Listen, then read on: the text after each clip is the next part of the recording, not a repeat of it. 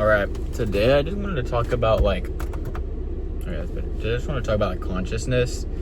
It's kind of like just like being conscious, I guess, and having thought, and also people being like, oh, it's just my conscious telling me to do this or not to do that.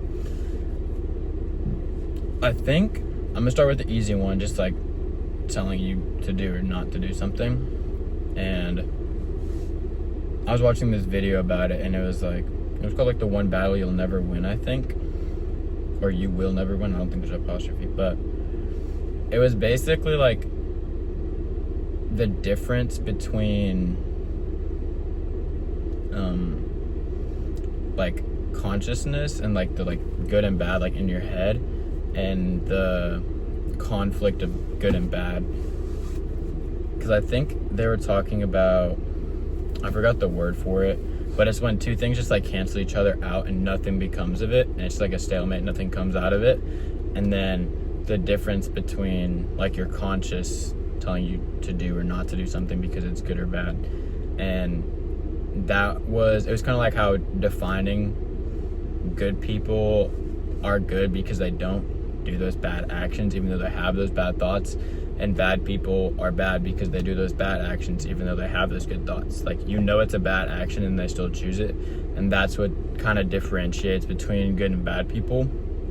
Good people will choose to make the good decision because they know the bad decision's wrong, or for some other reason, but they'll choose the good decision as opposed to the bad decision. Obviously good and bad are subjective, because like you can tell like good or bad person is subjective as well. And then that bad person will choose the quote unquote bad option instead of the good option. Yeah, so I thought that was really interesting. And unlike I think it was a contradiction, like a contradiction between like conflict, whatever, between good and bad. It was different than that because nothing comes out of those like good and evil conflicts. Like, they just kind of like counteract each other and like nothing really happens. But in your consciousness, even though there's good and bad, something does become of it. Like, you always have to make a choice. You can't just not make a choice.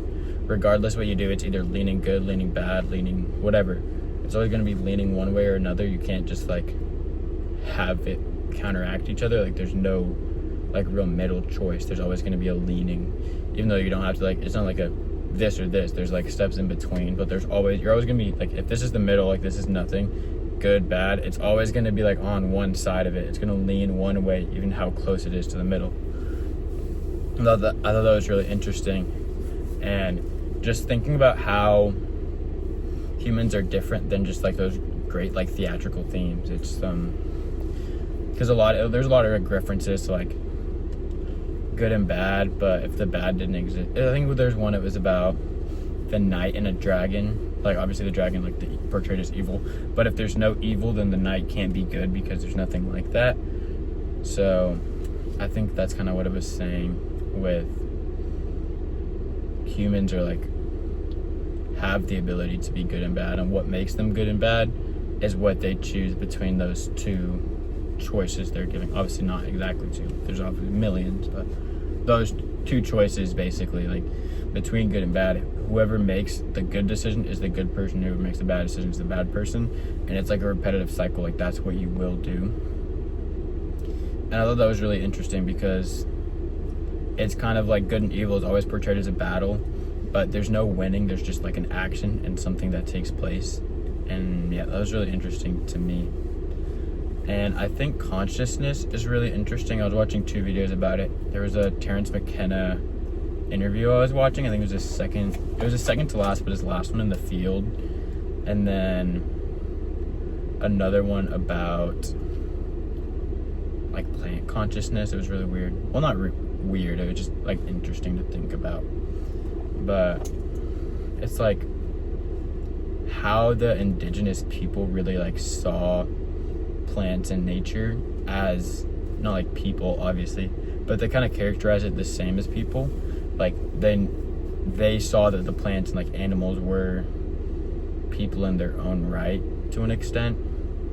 Like, and that's why they were so like conservative of all the material. Like, they would use everything, they wouldn't have anything go to waste, because for them it's like a person died for them, even though like it's not. Like they just believe like kind of there was consciousness and everything was like its own like person type thing, which I thought was really interesting. And it sort of made me think about how even like as humans we don't see other people as humans. Like there's been a lot of, especially recently, we're like, oh, they're an NPC, they're blah blah blah, like all that stuff. And it's like, or the people are like treating other people like background characters in their own life. Like everyone is a person. Like, and I think just seeing that from a different point of view, from like the indigenous on like plant, like fauna and flora, and kind of implementing that into my life and seeing how everyone else is a person, and I'm a person and everyone else is a person. Like everyone else is the same as me. They're all thinking, obviously not thinking the same thing, but they're all thinking the same way. They're all thinking not ways and like subject of thought, but as in process of thought more so. But yeah, so I thought that was really interesting, kind of just extending that thought of what we typically view as lesser than us, like plants and stuff, bringing them up to the same level, and then just applying that to my own life and being like, okay, everyone else is at the same level as me. There's no, this person's a background character, this, whatever. Obviously, you're going to put more emphasis on your own life because it's your own, and you care. You typically care for yourself more than you care about others.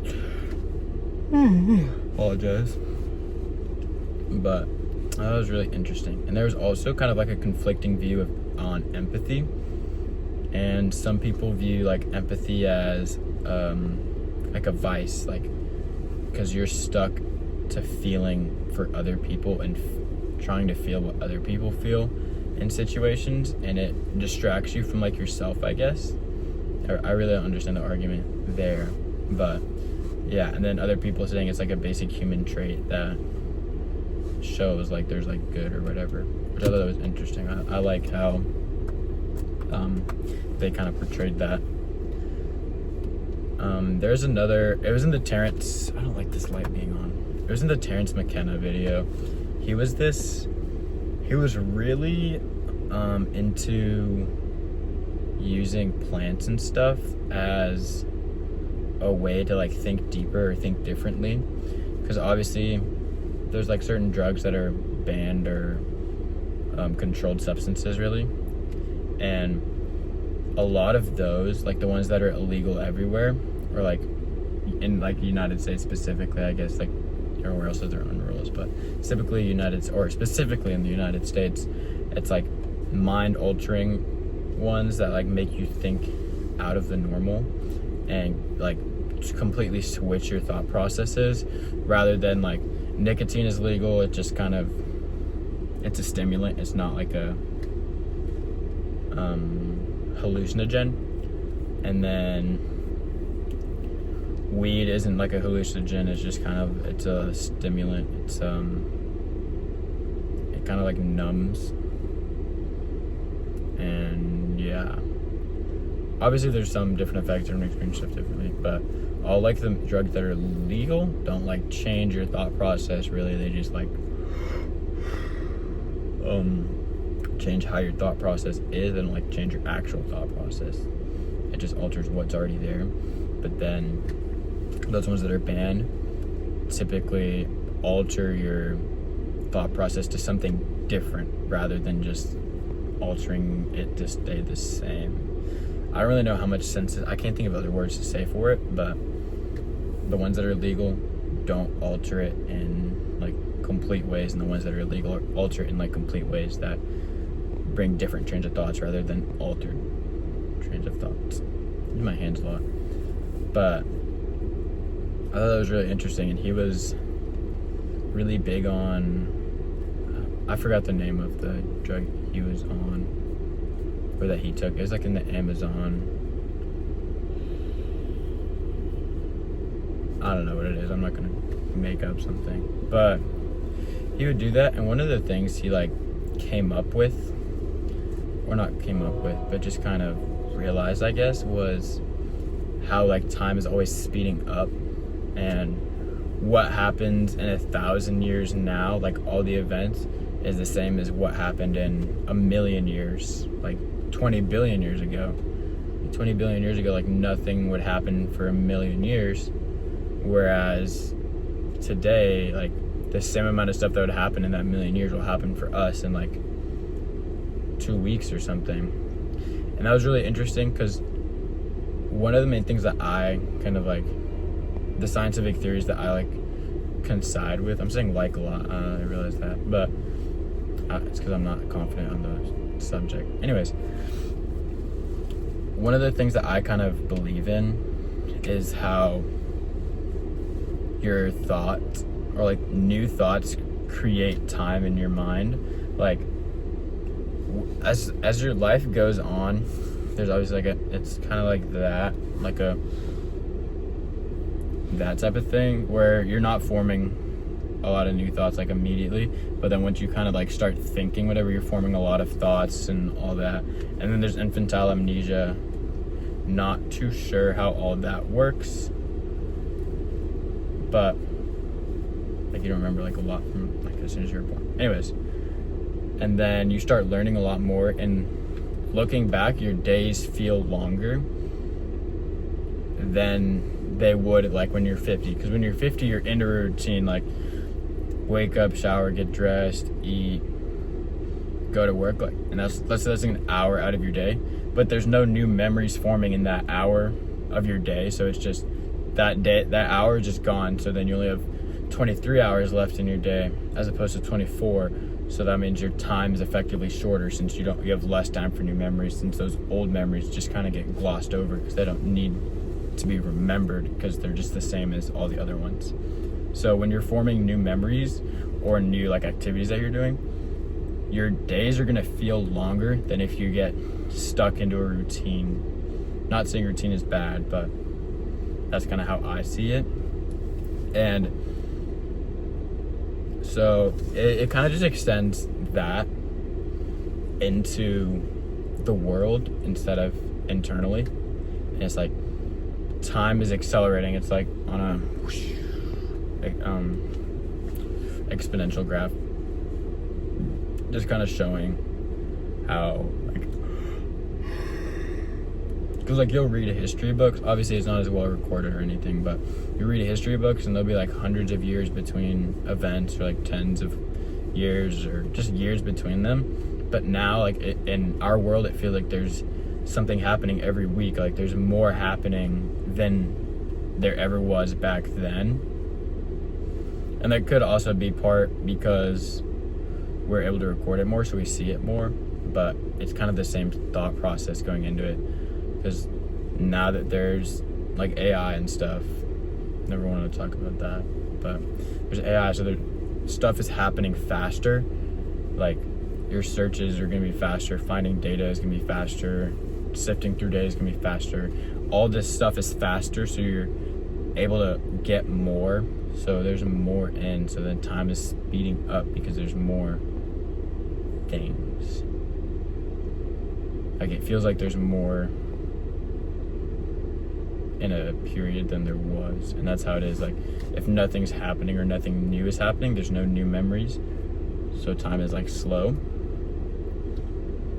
It's actually kind of like opposite what I'm saying in practice, but it makes sense to me. Like in your life, you don't get new memories unless new things happen. And in the world, there's so much more happening than there was, so there's more time being perceived.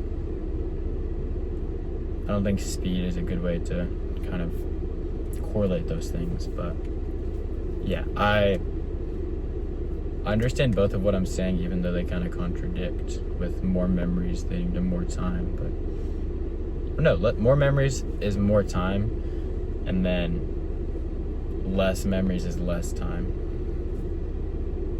Internally, and I guess externally, less memories is more time, because more time takes place between those. And then more memories is less time, because those events are getting closer. Like, let's say like 100 years are between these two events, and 100 years are between these two events. That's 200 years between 3 events. And now it's like this event, this event, this event is like a minute between them. So now it's 200 years and 2 minutes.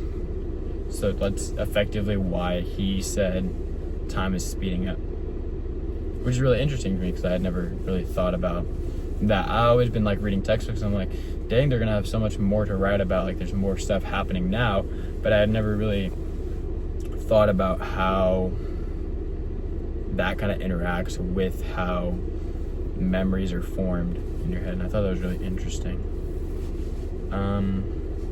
Yeah, it's kind of all I wanted to talk about. There's no like, I don't really make these videos to better myself.